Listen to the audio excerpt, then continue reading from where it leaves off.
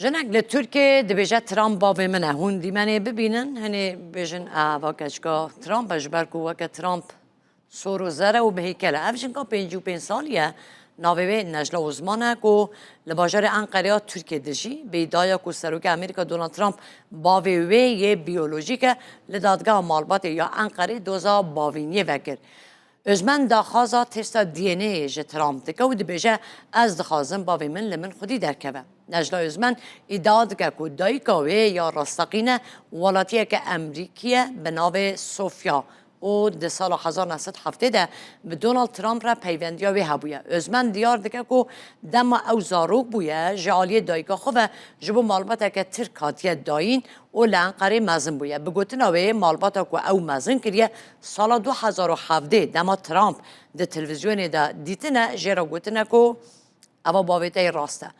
Dost li dadgeha malbatê ya 27 ya Enqerê hate vekirin lê dadgehê bi heceta ku di belgeyan da kêmasî heye ev doza red kir. Ser vê yekê Özmen serî li dadgeha temîzê da wersa beriya televizyonê bibirin balyozxaneyê jî daxwaznameyek ji dadgehên Amerîka ra şandiye ta ku dost li wir jî were şopandin. Necla Özmen di daxuyaniya xwe ya ji medya Tirkiye re destnîşan kiriye ku ew di navbera xwe Trump da wekeviyeke fîzîkiya mezin dibîne û got ez ji aliyê rû û çavên xwe ve pir dişibime wî û keçawî me. Herwa dişibime keçawî jî. Herwa dibêje ez daxwaz dikim ku testa DNAyê were kirin.